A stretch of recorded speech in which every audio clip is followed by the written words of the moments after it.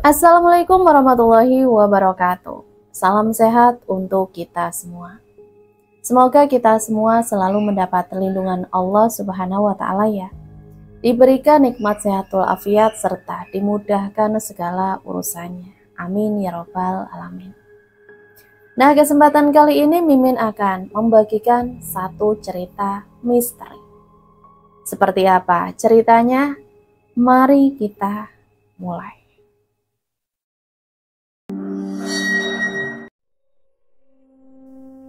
Di sebuah rumah nan megah, terlihat 3 orang perempuan sedang asik berkemas-kemas. Mereka ingin pergi liburan ke suatu tempat untuk melepas kelelahannya berkutat dengan skripsi. Mereka menunggu sidang dan sekarang mereka berencana untuk liburan, supaya nanti saat sidang mereka tidak gugup dan tegang. Mereka punya nama geng yang isinya adalah anak-anak dari keluarga yang terpandang. Namun mereka tidak suka menyombongkan diri. Toh yang kaya orang tua mereka, bukan mereka. Untuk apa menyombongkan diri kalau kekayaan yang mereka miliki adalah milik orang tua mereka, bukan milik mereka. Mereka terdiri dari 8 orang. Pertama, Randy Wijaya, ketua dari geng. Kedua, Aditya, putra seorang atlet karate yang profesional. Ketiga, Rio Pratama, sosok yang pintar, suka bercanda, tetapi cuek terhadap cewek. Kecuali cewek yang ada di geng mereka. Keempat, Fatur Rahman. Kelima, Tiara Ananda. Keenam, Larissa Putri. Dan ketujuh, Agatha Priscilla.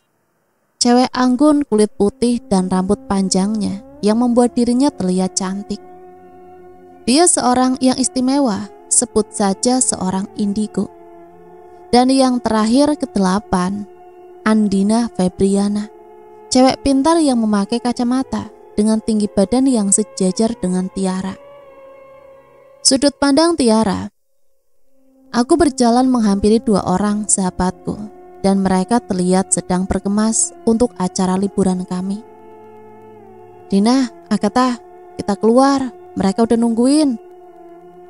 Aku udah selesai kok, Ra. Tuh tinggal Agatha aja yang belum selesai. Ya sudah, kita berangkat sekarang, ucap Randy sambil berjalan. Aku dan Dina mengikutinya dari belakang. Setelah semuanya masuk ke dalam mobil dan duduk dengan tenang, akhirnya Randy menjalankan mobilnya dan menyusuri kota yang masih pagi ini. Hampir 2 jam perjalanan, aku melirik ke bagian belakang kursi dan terlihat semua sahabatku tertidur dengan pulas. Hampir 3 jam menempuh perjalanan. Akhirnya mereka sampai di desa Silingan yang memiliki pantai yang sangat menakjubkan itu. Mereka memarkirkan mobil di tempat pemarkiran yang tak jauh dari desa tersebut. Karena desa tersebut tidak bisa dilalui oleh mobil dan terpaksa mereka harus berjalan kaki memasuki ke desa tersebut dan menuju villa yang akan mereka tempati. Akhirnya sampai juga. Iya nih, akhirnya aku gak sabar lagi pengen ke pantai itu. Ya udah, ayo kita jalan. Mereka berjalan ke dalam desanya sambil menghirup udara segar di desa tersebut. Tetapi ada sesuatu yang aneh di desa ini. Biasanya banyak orang berlalu lalang, tetapi saat ini tidak ada satu orang pun yang lewat atau sekedar duduk-duduk di depan rumah. Guys, kok sepi ya? Ucap Dina berjalan sambil melihat-lihat keadaan sekitar rumah warga yang sangat sepi. Mungkin orang-orangnya lagi pada sibuk kerja kali, Din. Dina menganggukkan kepalanya. Tiara terlihat merinding saat memasuki desa tersebut. Kamu kenapa, Ra? Tanya Randy. Gak tahu, Ren. Aku merinding terus saat memasuki desa ini. Udah, kamu tenang aja, gak ada apa-apa kok di sini. Ini juga masih siang dan kamu jangan takut, kan ada kita-kita yang jagain. Nih, pakai jaket aku aja biar anget, ucap Randy sambil melepaskan jaketnya, lalu memberikan pada Tiara. Sumpah, ini sepi banget, ucap Fatur. Udahlah Tur, gak usah takut, ini juga masih siang kok.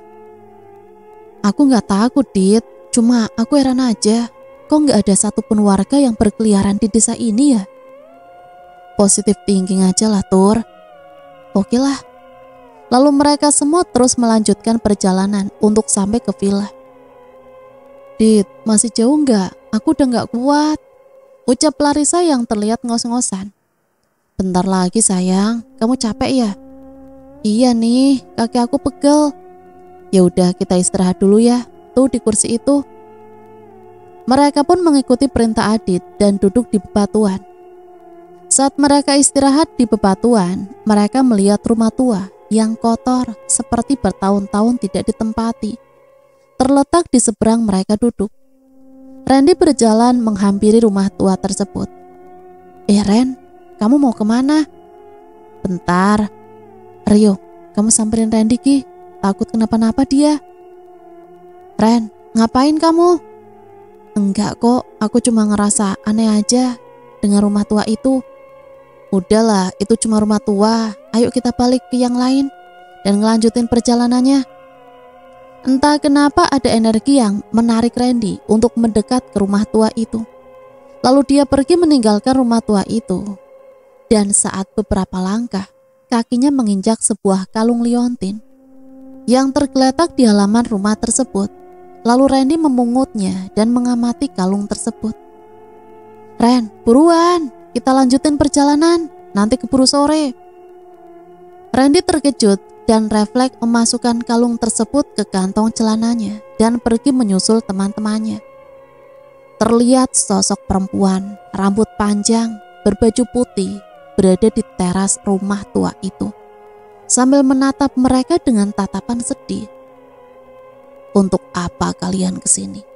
Sebaiknya kalian pergi sebelum bertemu dengan laki-laki biadab itu, ucap hantu tersebut sambil memandang ke 8 sahabat itu. Akhirnya mereka sampai di villa tempat yang akan mereka tempati selama 3 hari. Villa tersebut terletak cukup dekat dengan pantai sehingga terdengar deburan ombak di seluruh villa yang memecah keheningan. Singkat cerita, ke-8 sahabat itu kini tengah asik duduk di taman sambil memakan jagung. Nih, aku tadi nemuin ini di depan rumah tua tempat kita istirahat tadi. Kalung? Iya kalung. Aku gak sengaja nginjek kalung itu pas mau ninggalin rumah tua itu. Wah, kalungnya bagus banget, buat aku aja ya, ucap Larissa sambil mengambil kalung tersebut dari tangan Randy. Ih kamu mah main ambil-ambil aja, gak boleh, ini punya orang, bukan punya kamu. Lalu Dina memberikan kalungnya kepada Tiara. Tiara memegang kalung itu sambil melihat liontin berbentuk hati yang membuat Tiara ingin membukanya. Tiara membuka liontin berbentuk hati tersebut dan betapa terkejutnya dia saat melihat sesuatu di dalam liontin itu. Guys, ucap Tiara dengan wajah tegang. Ada apa, Ra? Nih, kamu lihat deh. Di dalam liontin itu tertera sebuah nama. Seseorang namanya Tania. Dan yang bikin aku terkejut itu ada bercak darah yang menempel di dalam liontin tersebut, ucap Tiara dengan nada gemetar. Beneran, Ra? Tiara menganggukkan kepalanya. Lalu Tiara memberikan kalung tersebut kepada Adit dan sedetik kemudian yang lainnya mendekat ke arah Adit lalu melihat kalung tersebut. Tania, gumam Rio. Siapa Tania? Yang lainnya juga sama bingungnya dengan Fatur. Kamu nemuin kalung ini di depan rumah tua itu, Ren? Iya, Ra. Apa kalung itu milik seseorang yang tinggal di rumah itu ya? Bisa jadi, Ren. Tapi aku gak yakin deh kalau rumah itu ada penunggunya. Karena dilihat dari kondisi rumahnya aja udah bertahun-tahun kotor, seperti tidak terawat gitu.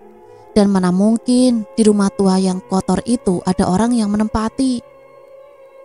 Apa mungkin itu milik gadis desa ini yang berjalan melewati rumah tua itu, lalu kalungnya lepas pas di depan rumah tua itu? Guys, apa Tania itu korban pembunuhan? Ketujuh sahabat itu langsung menoleh ke arah Tiara dengan wajah kaget. Kenapa kamu berpikiran seperti itu, Ra? Gini, Ren, kalau menurut aku Tania itu mungkin anak konglomerat di desa ini. Karena kamu lihat aja, rumahnya paling besar. Ini kayaknya dia gadis yang paling cantik deh di sini. Dan kenapa aku jadi nyebut dia korban pembunuhan? Karena di kalungnya ada darah. Hati aku mengatakan kalau dia dibunuh, dan sepertinya ada seseorang yang sengaja membunuhnya karena iri dengannya atau untuk kepentingan pribadi orang tersebut. Tiara. Aku duduk di balkon sambil memandangi pantai yang diterangi oleh cahaya lampu yang begitu indah. Aku masih memikirkan siapa Tania itu, apa dia dibunuh, dan siapa yang membunuh, dan aku berharap semoga hipotesisku benar. Saat larut dalam pikiranku, tiba-tiba ada tangan yang menyentuh pundakku. "Ah, Agatha, kamu ngagetin aja." "Kamu ngapain di sini, Ra? Kamu gak ngantuk?" Aku kepikiran, Ra. Aku merinding terus saat dekat dengan kalung itu, dan ada energi kuat yang keluar dari kalung itu, Ra. "Beneran, tak? Kok kamu gak cerita kalau kamu ngerasa sesuatu dari kalung itu? Kamu tahu kan kalau fisikmu lemah, dan kalau terjadi apa-apa gimana?" Makanya sekarang aku cerita, Ra. Aku gak ngerti kenapa kalung itu seperti membuat aku kehabisan tenaga. Ya sudah, besok kita bicarakan lagi dengan yang lainnya. Sekarang kita tidur ya. Pagi yang sangat cerah dengan deburan ombak yang sangat menakjubkan. Kini kedelapan bersahabat itu sedang asik bermain di pantai. Mereka bermain pasir lalu berenang, kemudian menghadang ombak di pesisir pantai sambil berfoto-foto ria.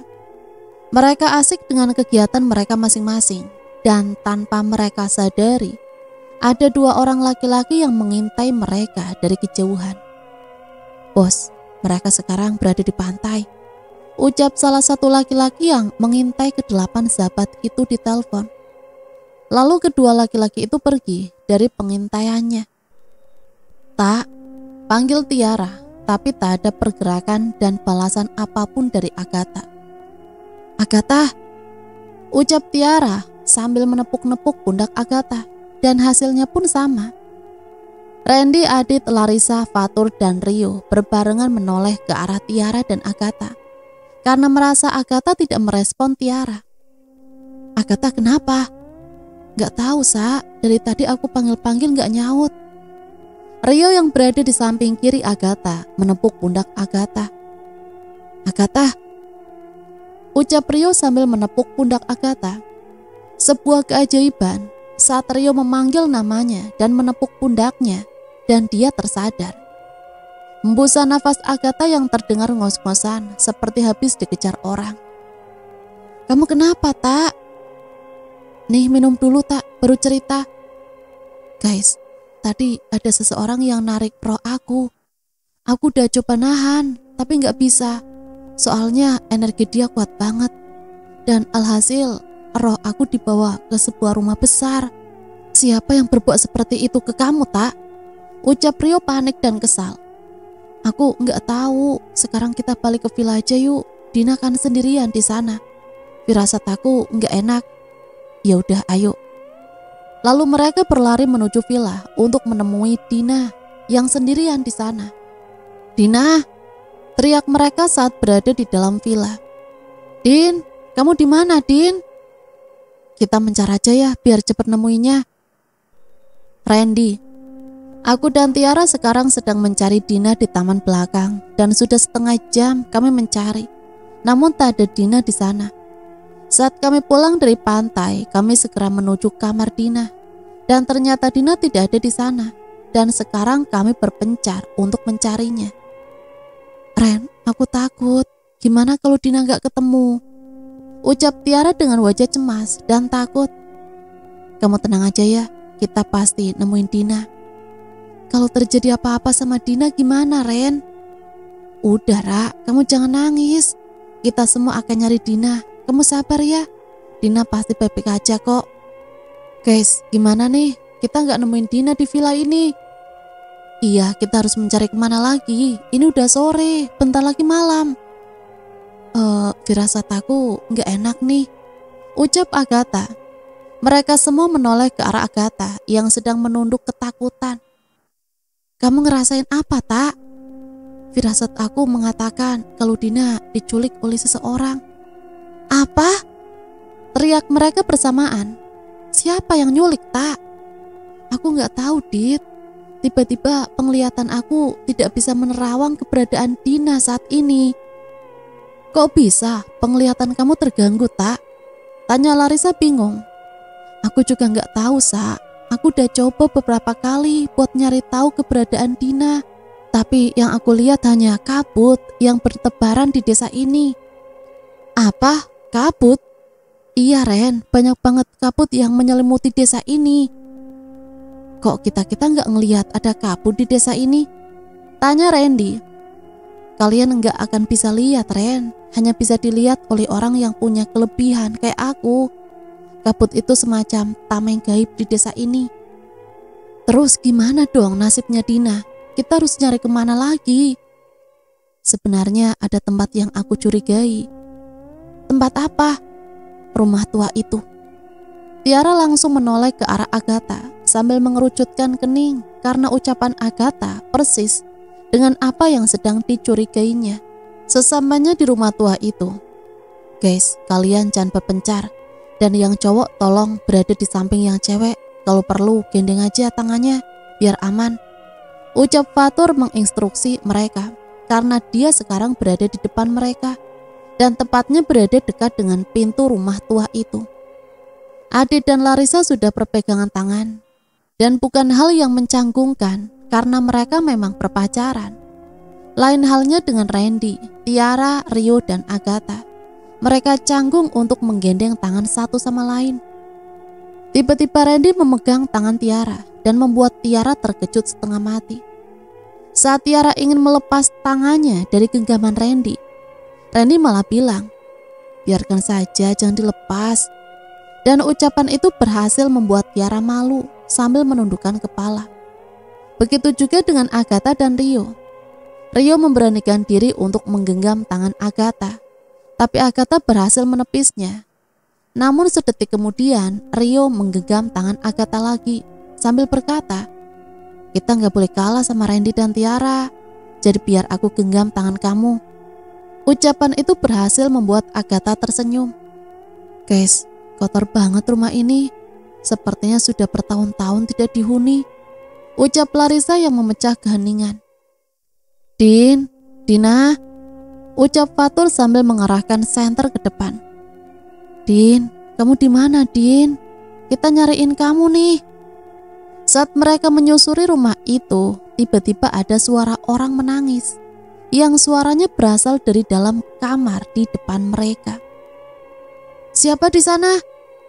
Tak ada jawaban dan suara tangisan pun berhenti. "Pintunya dikunci, gak bisa dibuka," ucap Rio sambil mencoba membuka kenop pintu. "Permisi, apa ada orang di dalam?" Tak ada jawaban juga dan Fatur penasaran, lalu didobraknya pintu tersebut dan terlihat sangat berantakan, juga banyak sarang laba-laba. Mereka memasuki kamar itu sambil menyorotkan senter ke setiap sudut yang ada di kamar itu. Saat mereka asik menyusuri kamar tersebut, tiba-tiba pintu kamar tertutup dengan sendirinya, membuat ketujuh sahabat itu terlonjak kaget. Mereka semua berteriak, "Kalian semua gak apa-apa kan?"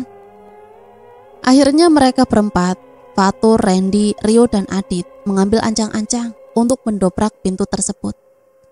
Dalam hitungan ketiga, kita dobrak pintu itu sama-sama. Akhirnya pintu pun terbuka dalam sekali dobrak. Lalu mereka segera berjalan keluar kamar untuk segera pergi meninggalkan tempat itu. Tapi pada saat mereka sedang menyorot-nyorotkan senter, tiba-tiba mereka dikejutkan dengan sosok perempuan berpakaian baju kebaya pengantin berwarna putih yang berdiri tepat di hadapan mereka bertujuh. Tetapi sosok tersebut berdiri membelakangi mereka.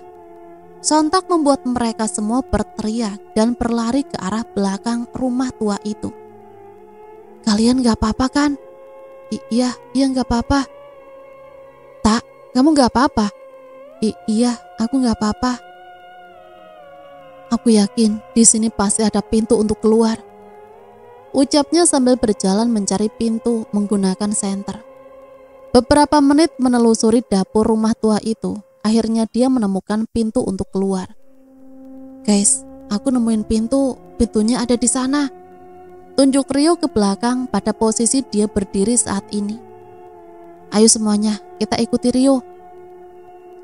Saat mereka tiba di depan pintu tersebut dan saat hendak membuka pintu tersebut, tiba-tiba sosok perempuan tadi muncul di depan mereka lagi. Kali ini penampilan wajahnya yang putih pucat, namun diselimuti oleh dendam dengan raut wajah yang kesal dan mata melotot. Mereka semua refleks mundur dan sosok itu tiba-tiba menarik Larissa menggunakan kain panjang berwarna putih yang berada di tangannya. Sontak mereka kaget dan berteriak, "Larissa!" Mereka semua mencoba untuk menarik tangan Larissa, namun tidak bisa karena kain putih itu sudah melilit seluruh tubuh Larissa. "Tolong, lepasin aku. Adit, tolong, Dit!" Jerit Larissa yang kini sedang terlilit kain putih milik hantu perempuan tersebut.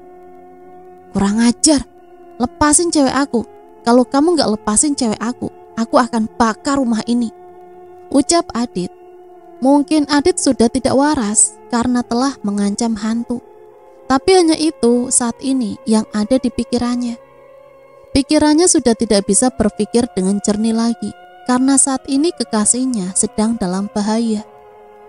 Tak disangka-sangka dan tak diduga, hantu perempuan tersebut wajahnya berubah jadi sedih saat Adit mengatakan ia ingin membakar rumah ini kalau Larissa tidak dilepaskan.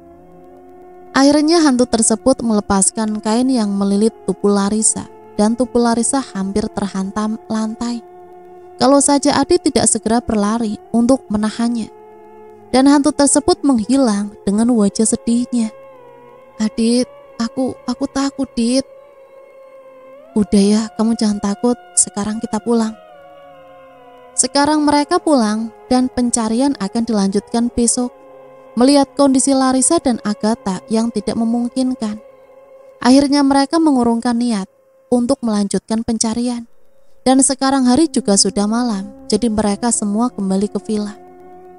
Setelah kejadian di rumah tua itu dan Agatha sembuh dari sakitnya, kini mereka melanjutkan untuk mencari keberadaan Dina. Pagi-pagi sekali mereka sudah pergi untuk mencari keberadaan Dina. Dan tempat yang mereka cari sekarang adalah hutan belantara yang jauh dari desa angker. "Guys, sekarang kita ke arah mana?" "Ke arah depan, Ra." Tiara menganggukkan kepalanya. Sudah 2 hari mereka berada di desa ini dan sudah 2 hari juga Dina menghilang. Sudah setengah hari mereka berada di dalam hutan itu, tapi tidak ada satupun petunjuk yang mereka dapatkan. "Suara apa itu, Dit?" "Sepertinya itu suara cakaran hewan buas." Mereka semua pun berhati-hati melangkah untuk menjauhi semak-semak tersebut. Semuanya diam dan melangkah mundur dengan penuh hati-hati. Tapi takdir berkata lain. Tiara malah menginjak ranting pohon yang berada di sebelah kakinya dan menimbulkan suara yang membuat harimau itu mengaum. Tiara kaget menutup mulutnya dengan tangannya yang sudah berkeringat dingin. Bunyi cakar harimau yang sedang mencakar semak-semak, suaranya pun semakin dekat. Dan keempat laki-laki tersebut semakin waspada jika harimau itu keluar dan menyerang mereka. "Ren, bagaimana ini? Kita tidak punya senjata apapun, Ren." "Gunakan apapun yang kita punya untuk melawan harimau itu." Ketiganya menganggukkan kepala dan kemudian harimau tersebut keluar dari semak-semak sambil mengaum dan berjalan ke arah keempat laki-laki tersebut. Ketiga perempuan tersebut pun lari dengan tertatih-tatih menelusuri hutan belantara tersebut. Dan pada akhirnya mereka menemukan sebuah goa dan bersembunyi di goa itu. Di lain tempat, Randy beserta ketiga sahabatnya sedang berjuang melawan harimau liar tersebut. Mereka tidak mempunyai senjata apapun untuk melumpuhkan harimau liar itu. Dan hal yang mereka lakukan sekarang adalah berlari sambil melempar kayu atau ranting yang berserakan di hutan itu. Mereka terus berlari sampai pada akhirnya mereka menemukan sebuah goa dan mereka segera masuk ke dalam goa tersebut. Mereka duduk di dalam goa tersebut dengan nafas yang tersenggal-senggal. Akhirnya mereka semua menginap di goa itu karena hari sudah senja dan besok akan mencari Dina lagi. Setelah kejadian kemarin, mereka segera melanjutkan perjalanan untuk mencari Dina. Kini mereka sedang berada di dalam hutan yang begitu lebat dan sangat mengerikan. Mereka terus berjalan dan sesekali beristirahat untuk memulihkan tenaga yang terkuras karena perjalanan yang begitu melelahkan. Setelah beberapa jam tersesat di hutan tersebut, mereka hampir frustasi karena tidak menemukan Dina dan tersesat di hutan ini. Mereka dilanda rasa takut, cemas, khawatir, dan lelah karena terus mencari Dina yang tidak tahu entah berada di mana. Tiba-tiba Agatha pingsan dan mereka semua panik lalu merebahkan Agatha di batang pohon yang sudah tumbang. "Tak, bangun tak. Bagaimana ini? Dia tidak mau bangun." "Kalian berdua jangan panik begitu. Mungkin Agatha cuma kelelahan saja. Nanti dia pasti bangun. Tapi kita harus nyari pertolongan sekarang guys. Ini darurat. Bagaimana kalau Agatha kenapa-napa?" "Kalau gitu aku coba hubungi yang punya villa dan minta bantuan sama beliau," sahut Rio. Mereka semua menganggukkan kepala. Tapi sial, sinyal tak ada dan tidak dapat menghubungi orang di villa. Dan itu artinya mereka tidak bisa meminta pertolongan kepada siapapun. Aku di mana?" tanya Agatha pada dirinya sendiri. Tak ada siapapun yang berada dalam tempat yang gelap tersebut, hanya Agatha dan bayangannya saja. Agatha terus berjalan dalam kegelapan tersebut dengan gemetar dan peluh yang menyelimuti seluruh badannya. Dia berteriak dan bertanya, namun tak ada jawaban yang dia dapatkan. Dia mulai takut dan sudah tak mampu berjalan lagi. Lalu dia berjongkok sambil menangis. Tolong aku, siapapun, tolong aku," lirih Agatha di sela tangisannya. Namun lagi-lagi tak ada jawaban. Tiba-tiba muncul cahaya yang membuat Agatha mendongakkan kepalanya.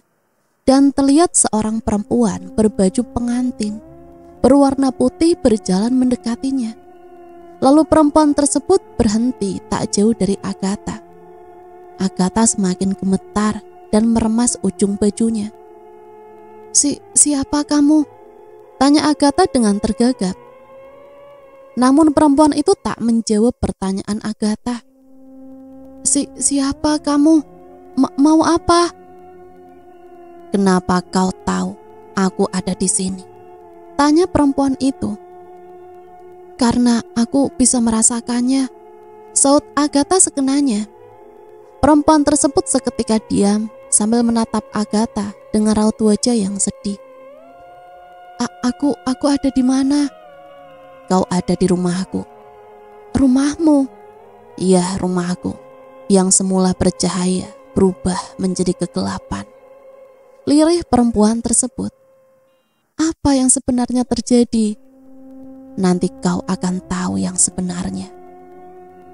"Kenapa aku berada di sini?" "Aku yang memanggilmu ke sini. Aku ingin memberitahukan sesuatu padamu." Apa?" "Kau dan teman-temanmu sedang mencari temanmu yang hilang kan?" Agatha menganggukkan kepalanya. "Bagaimana kau bisa tahu?" "Karena aku mengetahuinya." Agatha menghela nafas pelan, sesekali mengusap keringat di lehernya dengan tangan gemetar. "Tolong beritahu aku di mana temanku berada." "Dia dalam bahaya dan pergilah menuju utara hutan ini. Kalian akan menemukan desa di sana." Seketika sosok itu pun menghilang dan meninggalkan kegelapan.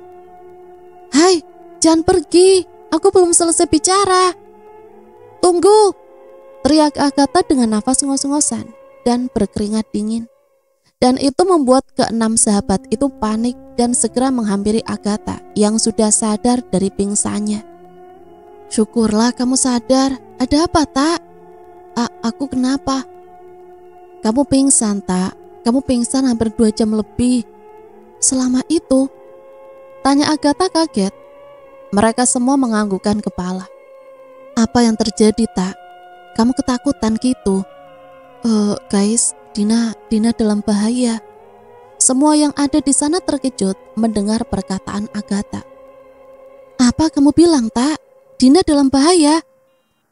"Aku nggak tahu, tapi perempuan itu yang memberitahuku," ucap Agatha di sela tangisannya. Tiara segera memeluk tubuh Agatha yang sudah melemah, tak kuat lagi menahan semuanya. "Perempuan siapa?" "Hantu perempuan yang ada di rumah tua itu." "Apa? Hantu perempuan yang menyakiti Larissa kemarin?" "Iya, Dit." "Dan kamu percaya sama omongan hantu sialan itu? Kamu bodoh, Tak, bodoh. Dia tuh jahat. Ngapain sih kamu dengerin ucapan dia?" Nada suara Adit sudah mulai meninggi karena dia masih kesal dengan perbuatan hantu perempuan tersebut terhadap kekasihnya, Larissa. "Dia nggak jahat, Dit. Dia baik." "Dia tuh jahat. Dia bisa saja bohongin kamu, Tak. Dia mengambil keuntungan dari kelemahan kamu, Tak." "Cukup, Dit, cukup," bentak Rio yang sedari tadi diam menyaksikan perdebatan antara Agatha dan Adit yang sudah mulai memanas. "Tak, kenapa kamu berpikiran bahwa hantu perempuan itu baik?" tanya Rio. "Yuk, kamu gak percaya sama aku?" "Enggak, Tak. Aku selalu percaya sama kamu. Tapi aku cuma pengen tahu aja, kenapa kamu bisa berpikiran seperti itu?" Agatha mengusap air matanya. "Dia itu baik, Yo. Kalau dia tidak baik, kenapa dia beritahu aku kalau Dina sedang dalam bahaya? Dan dia juga menunjukkan sesuatu yang dapat menemukan Dina, Yo." Rio dan yang lainnya mengerutkan alis. Lalu Tiara, Randy, dan Fatur dan juga sepasang kekasih itu menghampiri Agatha. "Apa yang dia katakan, Tak?" "Dia mengatakan bahwa kita semua harus pergi ke utara hutan ini dan kita akan menemukan desa di sana." Semuanya merasa cemas. Apakah itu benar atau hanyalah jebakan hantu itu saja? Jangan berpikir bahwa itu jebakan dari perempuan itu.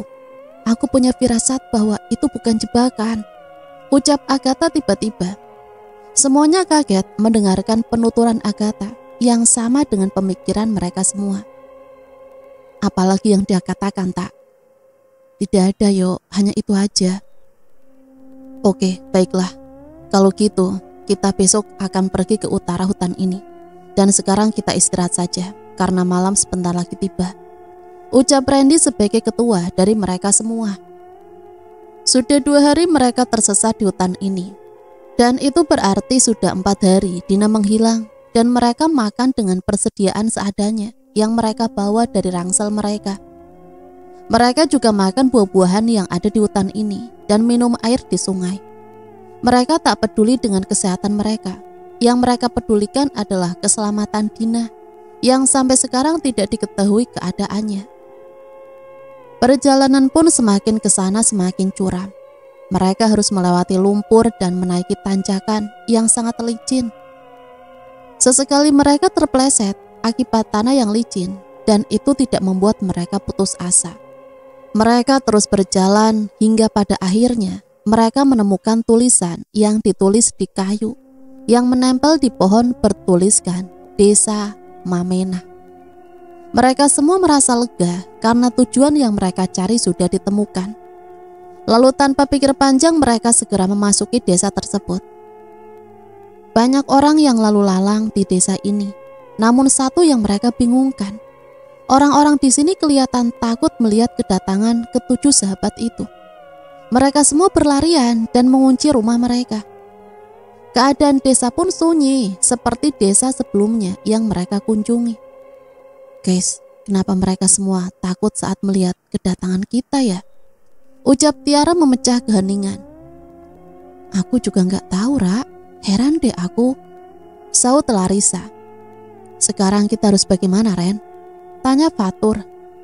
Kita jalan aja terus, siapa tahu ada orang di desa ini yang masih berada di luar. Dan setelah itu kita tanya. Mereka melanjutkan perjalanan lagi, sampai pada akhirnya ada seorang wanita desa yang sedang menjemur pakaiannya. Dan sepertinya dia tidak mengetahui kalau ketujuh sahabat itu sedang mendekati dia. Saat ketujuh sahabat itu hampir dekat dengan wanita tersebut, spontan wanita tersebut berpaling dan seketika berteriak sambil berlari memasuki rumahnya. Ketujuh sahabat itu pun panik dan mencoba memanggil wanita tersebut. Aneh, kok ngelihat kita semua jadi ketakutan gitu sih? Emang ada yang aneh sama kita ya? Ucap Larissa sambil meraba wajahnya. Kalau ada sesuatu yang membuat orang di desa ini ketakutan. Kita juga nggak tahu, Sa. Oh ya, Tur, kamu coba ketukih pintunya. Siapa tahu dia keluar. Permisi, bisa bicara sebentar. Kami kesini cuma ingin bertanya. Halo, bisa buka pintunya. Kami ingin bertanya padamu. Tak ada sautan pun dari yang punya rumah. Permisi Mbak, kami kesini bermaksud baik. Kami hanya ingin bertanya. Tapi kalau Mbak nggak mau ya sudah, kami pamit pergi. Ucap Tiara yang juga ikut mencoba membujuk wanita tadi untuk membukakan pintu untuk mereka. Sepertinya dia tidak mau membukakan pintu deh. Ya udahlah, ayo guys, kita cari warga yang lain. Ucap Rio pasrah. Mereka lalu berjalan meninggalkan rumah tersebut. Tetapi Agatha masih diam, memandang rumah tersebut sambil berkata, "Guys, tunggu. Sepertinya dia membukakan pintu untuk kita." Sontak semua berpaling dan menatap rumah tersebut. Memang benar, rumah tersebut perlahan terbuka sedikit demi sedikit, tanpa memperlihatkan siapa orang yang membuka pintu tersebut. Namun beberapa detik kemudian muncul wanita yang tadi. "Masuklah," ucap wanita tersebut dengan menunduk. Mereka semua bernafas dengan lega. Pasalnya mereka bisa beristirahat sejenak di rumah itu sambil mengutarakan beberapa pertanyaan yang siapa tahu wanita tersebut mengetahuinya. "Maaf, rumahnya kecil. Kalian duduk saja di situ. Saya mau mengambilkan minum untuk kalian," ucap wanita itu dengan masih pandangan ke bawah sembari berjalan menuju dapur, meninggalkan ketujuh sahabat itu. "Dit, aku takut." "Kamu tenang aja ya, gak apa-apa kok." Beberapa menit kemudian datanglah wanita tersebut dengan membawa sebuah teko berisi air dan beberapa cangkir yang berada di atas nampan. "Silahkan diminum, maaf hanya air putih." "Tidak apa-apa Mbak, terima kasih ya." "Mbak, kenapa Mbak menunduk terus?" "Tidak apa-apa." Terlihat Agatha menghela nafas pelan. "Mbak, apa Mbak takut sama kita?" "Mbak gak usah takut. Kita semua orang baik dan datang ke sini juga baik-baik kok." Dia hanya menganggukkan kepalanya sambil terus menatap ke bawah. "Mbak, ayo duduk sini," seru Agatha. Tapi wanita tersebut malah diam, tidak bergerak. Lalu Agatha menghampiri wanita yang kira-kira berumur 29 tahun itu untuk menariknya dan duduk di sampingnya. Wanita itu pun tidak menolak dan duduk di samping Agatha dengan wajah yang masih menunduk. "Mbak tinggal di sini." Dia hanya menganggukkan kepalanya. Kalau boleh tahu nama Mbak siapa?" "Sarah," ucapnya singkat. "Oh Mbak Sarah, kenalin Mbak. Aku Tiara dan ini teman-temanku, Agatha, Larissa, Randy, Adit, Fatur, dan Rio." Mereka semua tersenyum saat Tiara menyebutkan nama mereka. "Untuk apa kalian kesini?" tanya Sarah to the point. Kami sedang mencari teman kami yang hilang Mbak." "Teman kalian hilang?" "Iya Mbak, sudah 4 hari dia menghilang dan sampai sekarang kami belum mengetahui keberadaannya." "Sebenarnya kalian dari mana? Dan kenapa kalian bisa sampai ke sini? Padahal desa ini tidak diketahui oleh siapapun." "Kami dari desa Silingan Mbak." "Apa? Silingan?" ucapnya kaget sambil mengangkat wajahnya. Wajahnya terlihat sangat putih pucat. Agatha kaget saat melihat wajah wanita itu. Sepertinya aku pernah melihat wajah ini. Tapi di mana? Batin Agatha. Ada apa, Mbak? Kok kaget saat mendengar perkataan Tiara? Sarah mencoba menetralkan kekagetannya. Ah, tidak apa-apa. Kalau begitu saya pergi dulu. Kalau kalian mau istirahat, istirahat saja.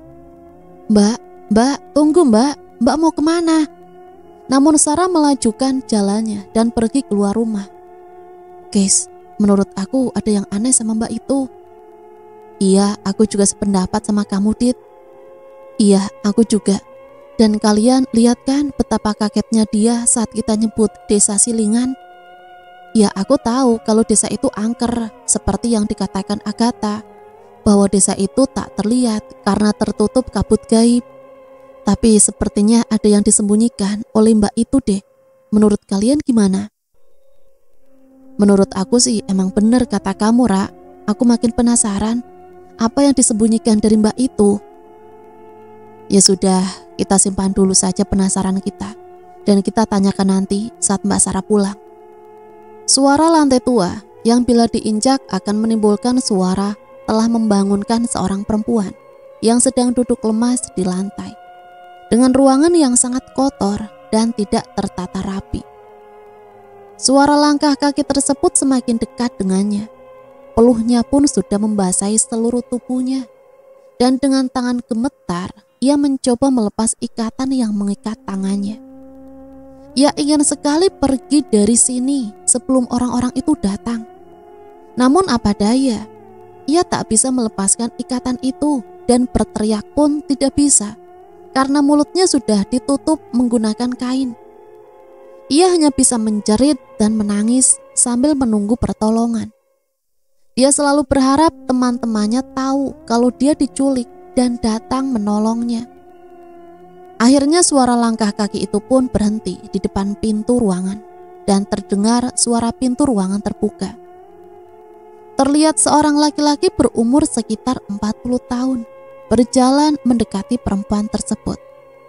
Perempuan tersebut menjerit dengan ketakutan sambil mencoba mundur menjauhi laki-laki tersebut. Lalu laki-laki tersebut mendekati perempuan itu dan berjongkok di depan perempuan yang kini wajahnya sudah pucat pasi dengan keringat dingin bercucuran. Laki-laki itu membisikkan sesuatu di telinga perempuan itu. Bersabarlah sebentar. Aku ingin mencari satu orang lagi untuk menemanimu di sini. Dan tunggulah kejutan dariku saat bulan purnama tiba. 3 hari lagi. Ucap laki-laki tersebut penuh penekanan pada 3 hari lagi. Sambil menyeringai jahat dan mencolek dagu perempuan tersebut. Lalu laki-laki tersebut berjalan meninggalkan perempuan itu sambil tertawa dan menutup pintu dengan keras, membuat perempuan itu terkejut.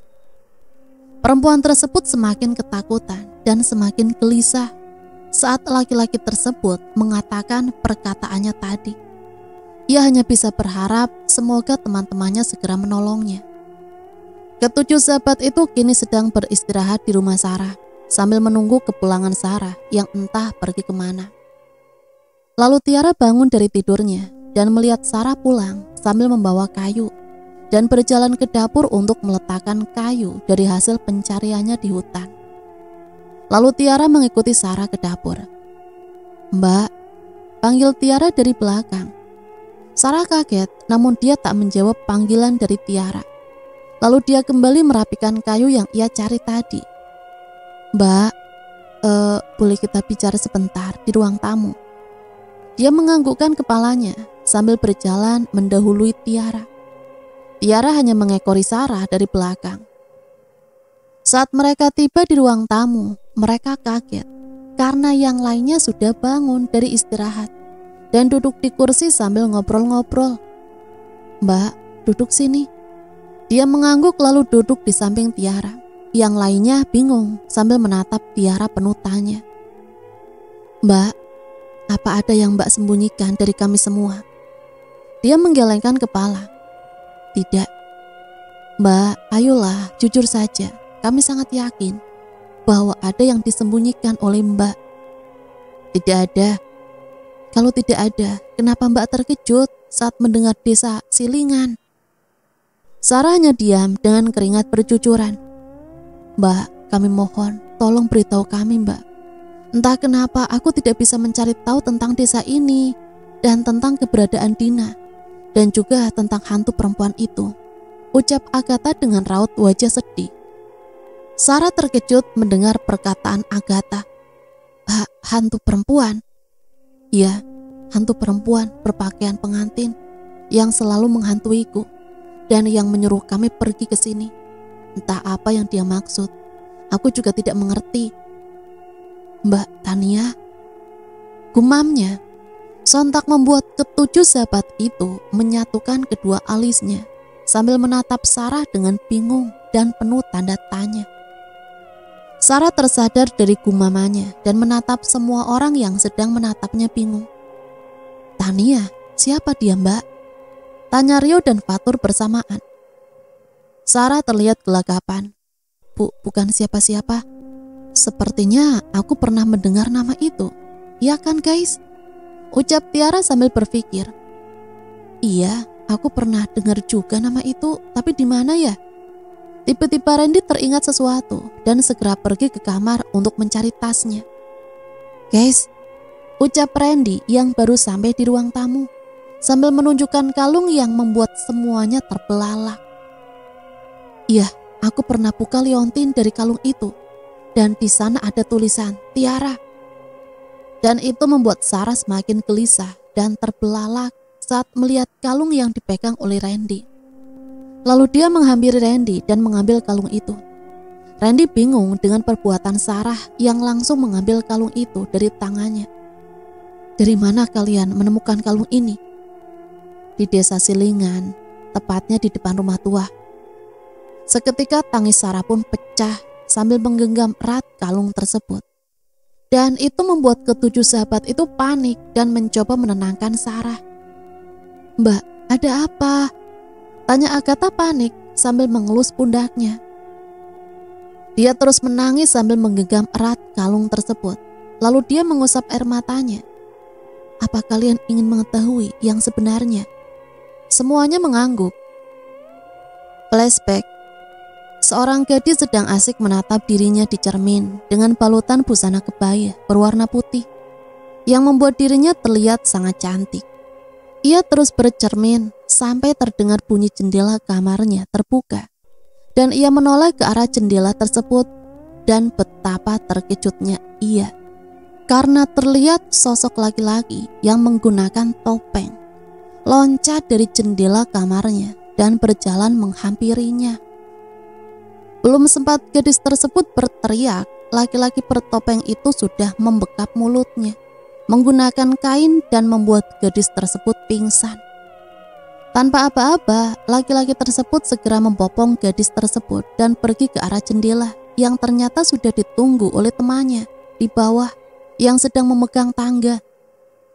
Lalu dia menuruni tangga dan setelah berhasil menculik gadis itu, mereka segera berlari dan memasuki mobil. Di rumah gadis tersebut, perempuan berumur 30 tahun berjalan menuju kamar anaknya. Dan setelah sampai dia membuka kenop pintu dan dia kaget karena anak perempuannya tidak ada di kamar. Tania, Tania! Dia berteriak dan mencari ke seluruh kamar tersebut namun tidak ada. Dia segera berlari ke bawah dengan tergesa-gesa. Ia mencari sosok suaminya di kerumunan orang banyak. Saat dia menemukannya, dia segera menghampiri suaminya tersebut. Mas, Tania hilang, ucapnya sambil menangis. Suaminya kaget. Apa? Bagaimana bisa hilang? Aku juga nggak tahu, Mas, ucapnya dengan tangis yang mulai kencang. Lalu suaminya memeluk istrinya. Kamu yang tenang ya, aku akan cari Tania. Lalu dia memanggil perempuan yang sedang sibuk berbicara dengan temannya. Sarah. Merasa dipanggil, perempuan tersebut menoleh dan berjalan menghampirinya. Ya paman, ada apa? Sarah, tolong jaga bibikmu dulu ya, paman mau pergi. Tapi paman mau kemana? Paman mau nyari Tania. Sarah mengerutkan keningnya. memangnya Mbak Tania kemana? Sebentar lagi akad nikahnya segera dilaksanakan. Laki-laki tersebut menghela nafas. Tania hilang Sarah, dia diculik. Seketika Sarah membeku di tempat mendengar perkataan dari pamannya tersebut. Ya sudah, paman pergi dulu, tolong jaga bibimu dan jangan sampai orang-orang tahu. Laki-laki tersebut pergi dengan tergesa-gesa melewati orang-orang yang sedang menikmati pesta pernikahan anaknya. Sarah diam 1000 bahasa, hanya air matanya saja yang keluar. Lalu dia mengusap air matanya dan berlari menghampiri seseorang laki-laki dengan baju berwarna senada dengan Tania. Mas Reno.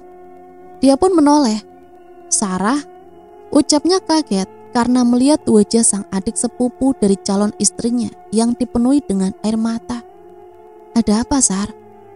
Mas, Mbak Tania. Tania kenapa, Sar? Dia sedang merias diri kan? Bentar lagi kita mau nikah. Ucapnya dengan penuh semangat. Sarah pun tak tahan untuk menahan air matanya. Ia menangis di hadapan Reno. Dan para tamu yang menatapnya bingung. Sarah, ada apa? Tanya Reno sambil memegang pundaknya. Mbak Tania, Mas. Mbak Tania. Ada apa dengan Tania, Sarah? Tolong beritahu aku. Mbak Tania diculik, Mas. Ucap Sarah sambil menangis terisak. Reno membeku dan kaget dengan perkataan Sarah. Lalu dia terpancing emosi. Apa benar yang kamu katakan? Dia mengangguk. Paman sedang mencarinya, Mas. Tanpa apa-apa dia segera pergi menuju halaman rumah dan menghiraukan semua orang yang meneriakinya. Setelah itu ia menaiki motornya dan pergi untuk mengejar ayah Tania. Hai kalian, lepaskan anakku, teriak ayah Tania saat 2 orang penculik tadi turun dari mobilnya dan berjalan menuju rumah Pak Kades sambil membopong Tania yang pingsan. Lalu salah satu dari penjahat itu maju dan melawan ayah Tania. Ayah Tania sudah beberapa kali tersungkur, namun dia tidak menyerah. Dia terus bangkit dan pada saat dia ingin menyerang penjahat itu, tiba-tiba ada yang memukul di belakangnya menggunakan kayu dan alhasil ayah Tania jatuh dan pingsan. Lalu kedua penjahat itu segera memasuki rumah Pak Kades. Di lain tempat, Reno sedang di perjalanan untuk menyusul calon ayah mertuanya. Terlihat sosok laki-laki tergeletak di tanah. Betapa kagetnya ia saat tahu itu adalah ayah Tania. Dia segera menelpon sahabatnya untuk menyusul dirinya. Tak lama kemudian datanglah dia bersama seorang gadis.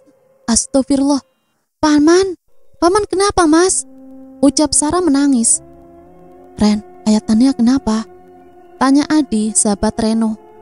Sepertinya dia diserang oleh penjahat itu. Cepat sekarang kamu bawa Paman ke rumah dan bawa Sarah juga dari sini, bahaya. Adi menganggukkan kepalanya. Mas, aku gak akan pulang. Aku akan bantu kamu nyari Mbak Tania. Bagaimanapun juga dia kakak aku, Mas. Aku gak akan biarkan dia kenapa-napa. Reno hanya bisa menghela nafas. Baiklah, Adi, sekarang kamu pulang dan bawa Paman ke rumah. Lalu bilang sama Bibi untuk telepon polisi. Baik Ren, aku pamit dan kalian hati-hati. Kalau ada apa-apa telepon aku. Ayo Sarah, kita masuk ke rumah itu. Sarah mengangguk mantap. Lalu mereka tiba di rumah Pak Kades yang mereka curigai. Saat mereka masuk, mereka sudah diserang oleh anak buah Pak Kades. Sarah mundur dan Reno menyerang anak buah Pak Kades dengan tangan kosong. Beberapa pukulan mendarat di wajahnya, namun ia tidak membuatnya menyerah karena dia ingin menyelamatkan calon istrinya. Tiba-tiba ada tangan yang menutup mulut Sarah menggunakan kain dan alhasil dia pingsan. Reno berteriak memanggil Sarah. Namun Sarah sudah dibawa oleh salah satu anak buah Pak Kades tersebut. Saat Reno berteriak memanggil Sarah, anak buah Pak Kades berhasil menusukkan pisau ke perutnya dan membuat Reno terjatuh dengan darah yang berlumuran. Anak buah Pak Kades tertawa senang karena berhasil melenyapkan Reno. Mereka segera mengangkat Reno dan membawanya ke tepi pantai. Setelah itu mereka pergi meninggalkan Reno yang tak sadarkan diri di tepi pantai tersebut. Di lain tempat, Tania terkejut saat anak buah Pak Kades membawa Sarah yang sedang pingsan, lalu melemparkannya ke samping Tania yang membuat Tania terbelalak. Setelah itu anak buah Pak Kades pergi meninggalkan Tania dan Sarah, lalu mengunci ruangan tempat mereka disekap. Sarah, bangun. Ini Mbak, kenapa kamu datang ke sini? Ayo bangun Sarah. Ucapnya menangis sambil menepuk-nepuk pipi Sarah. Akhirnya Sarah terbangun dari pingsannya. Mbak, ucapnya sambil memeluk Tania. Kamu kenapa kesini Sarah? Di sini berbahaya. Dan kamu kesini sama siapa? Tanya Tania sambil melepaskan pelukan dan menatap wajah adik sepupunya itu. Aku gak mungkin diam saja Mbak. Mbak dalam bahaya dan aku kesini bersama Mas Reno. Reno, di mana dia sekarang? Sarah menggelengkan kepalanya. Aku gak tahu Mbak. Sekarang kita harus kabur dari sini Mbak dan menolong Mas Reno. Tapi bagaimana Sar? Mbak gak berdaya. Ucapnya menangis. Mbak jangan takut, di sini ada Sarah. Sarah akan cari jalan keluar untuk kabur dari tempat ini Mbak. Tania hanya bisa menganggukkan kepalanya sambil menangis. Di saat itu Sarah menemukan jendela yang tidak terkunci. Lalu dia membukanya dan meletakkan kursi di depan jendela. Lalu Sarah menyuruh Tania untuk menaiki terlebih dahulu. Dan setelah itu baru Sarah. Akhirnya mereka berhasil kabur dari rumah Pak Kades tersebut dan berjalan menuju pantai. Saat mereka tiba di pantai, mereka terkejut bukan main. Melihat Reno tergeletak di tepi pantai dengan wajah yang babak belur. Tanpa pikir panjang, mereka segera berlari menuju Reno dan Tania menghampirinya. Lalu menepuk-nepuk pelan pipi Reno sambil menangis terisak. Di sela tangisan mereka, Reno bergerak mengusap kepala Tania dan membuat Tania mendongak lalu menatap wajah sang kekasih. Tania, berbahagialah walau tanpa aku ada di sampingmu. Aku akan pergi Tania. Tolong maafkan aku yang tidak bisa menjagamu. Dan tolong ikhlaskan aku Tania. Aku mencintaimu. Tangis Tania pecah. Dia meronta-ronta agar Reno bangun. Tapi naas, Reno telah meninggal dunia. Sarah juga ikut menangis. Dia memeluk Tania yang menangis sejadi-jadinya, mencoba menyalurkan kekuatan kepada kakak sepupunya itu. Di tempat lain, Pak Kades bersama anak buahnya telah menyadari bahwa Tania dan Sarah sudah melarikan diri. Kini mereka semua mengendarai motor untuk mencari keberadaan mereka. Mereka tiba di pantai dan menemukan Tania dan Sarah tengah menangis di tepi pantai karena telah kehilangan sosok yang akan menjadi calon suami Tania. Kalian di sini rupanya, ucap seorang laki-laki yang tengah berada di belakang Tania dan Sarah.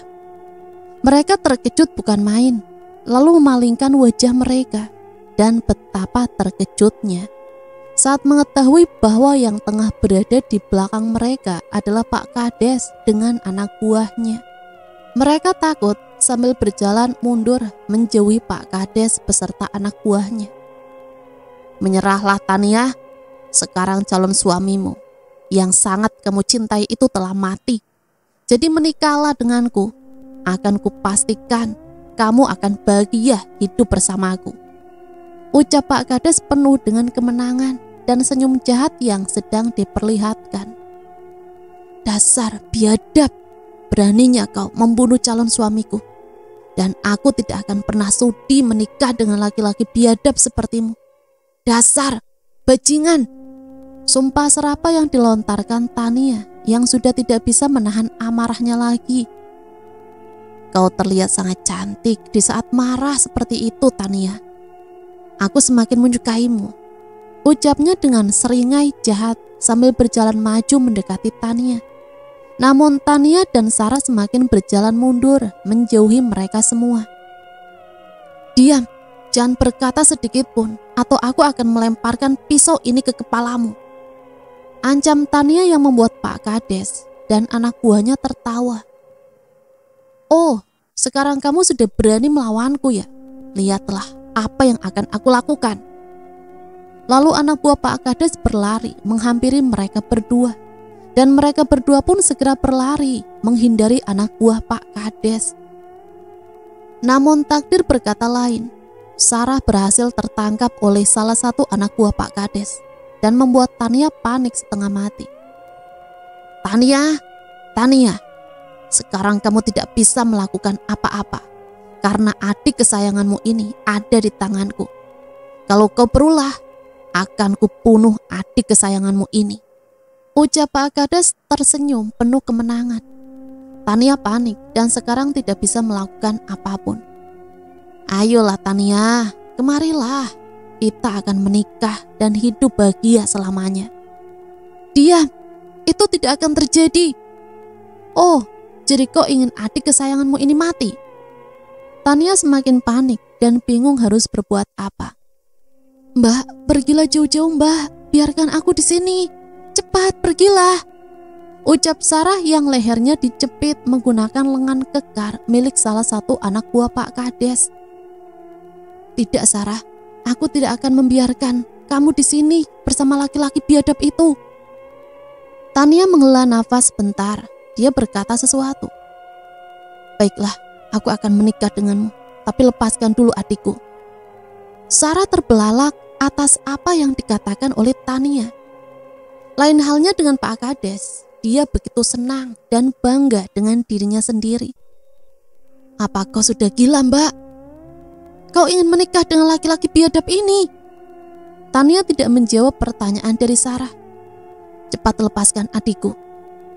Lalu anak buah Pak Kades melepaskan Sarah dan Sarah berlari ke arah Tania. Aku sudah melepaskan adik kesayanganmu itu dan sekarang kamu ikutlah bersamaku. Tidak, ucap Tania singkat. Pak Kades tersenyum bukan main. Begitu juga dengan Sarah. Aku tidak akan pernah sudi menikah denganmu. Lebih baik aku mati daripada menikah dengan laki-laki biadab seperti dirimu.